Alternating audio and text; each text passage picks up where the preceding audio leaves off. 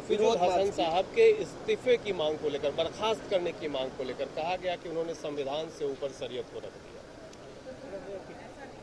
मैंने आपका जाकर के किन्हीं के एक बात पे जो है इस्तीफे की बात हो रही है, तो पार्लियामेंट के सदन के अंदर कई ऐसे रिकॉर्ड में अभी चढ़े हुए हैं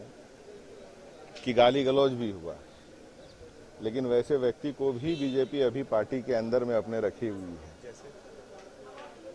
आप रिकॉर्ड निकाल करके देख लीजिए, दिल्ली के सांसद। तो जो ये बात कर रहे हैं कि इस्तीफे की, तो सबसे पहले तो जो विफलता केंद्र सरकार की 10 साल में, चाहे वो बेरोजगारी को लेकर के हो, महंगाई को लेकर के हो, या फिर मणिपुर को किस तरह से उन्होंने हैंडल किया, अभी यूएसए के जो आपके दौरे के बाद जिस तरह से प्रेशर इंडिया पे क्रिएट हुआ है, इनसे देश संभल नहीं रहा। इस्तीफा तो सबसे पहले उनको देना चाहिए। पूरे देश का जो है, पूरे विश्व में जो चित्र या फिर कहिए एक तरह से इज्जत डुबाई गई है, सबसे पहले तो इस्तीफा केंद्र सरकार को इस्तीफा देना चाहिए। आपको क्या लगता है कि हफीजुल जी का जो बयान है, क्या वाकई उस बयान को जस्टिफाई किया जा सकता है क्या? देखिए, एक बात है कि वो जिस संदर्भ में कहे, मैं उस पर टिप्पणी नहीं करना चाहूंगा, क्योंकि शरीयत से संबंधित जो बात है वो हमारे इसका नहीं है। लेकिन वक्फ की बात जो रही है, उस पर हमने अपने सदन में भी अपना भाषण दिया। और संविधान की जहां तक बात है,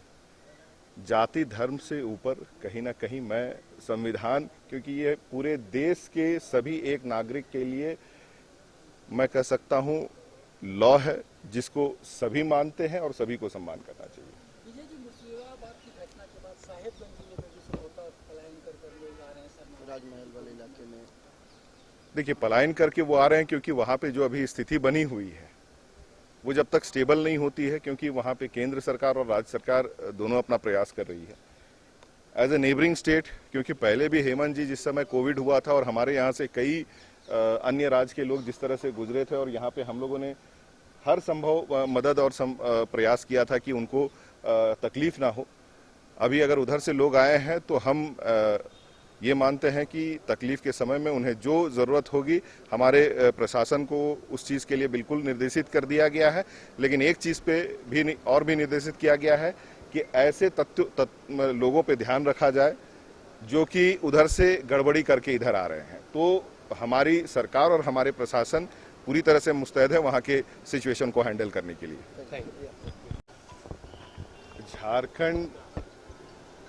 मुझे लगता है कि सिर्फ हमारे देश के लिए ही नहीं, माइनिंग के अलावा लगातार यहाँ पे जिस तरह की सीनिक ब्यूटी है, या फिर कहिए कि यहाँ के जो कलाकार लोग हैं और उनकी जो हस्तकला या और भी जो चीज़ें हैं, लगातार वो सिर्फ हमारे इस झारखंड की नहीं, पूरे देश की लगातार एक नया ट्रेंड चला है। और मुझे लगता है इन सभी चीज़ों को जिस तरह से हमारे मुख्यमंत्री जी एक देश में जा रहे हैं और वहाँ पे जिस तरह से कामें होती है, और यहाँ पे उस आने के बाद मुझे लगता है कि और बेहतर ढंग से इसको हम लोग या फिर हमारे सीएम साहब भी उस चीज़ को सिर्फ हमारे राज्य के लिए नहीं, पूरे देश के लिए और विश्व के पटल पे भी लाने के लिए, दिखाने के लिए मुझे लगता है कि एक रास्ता खुलेगा। गोल जहां 27 वर्षों के सफर में 17,000 से भी अधिक छात्रों ने डॉक्टर एवं इंजीनियर बनकर भरे सफलता की ऊंची उड़ान,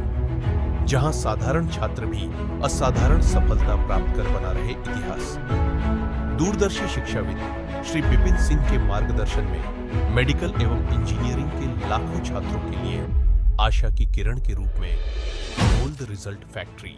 अगर आप देश के किसी भी कोने में रहते हैं, अगर आप पटना आना चाहते हैं और घर जैसे रहने और खाने का आनंद लेना चाहते हैं, तो एक बार जरूर आएं होटल डायमंटन। संपर्क करें 9572759746, 9031859981, 0612400158 एड्रेस अपोजिट विद्या संस्कार स्कूल, रंजन पथ, गोला रोड, बेली रोड, पटना 801503।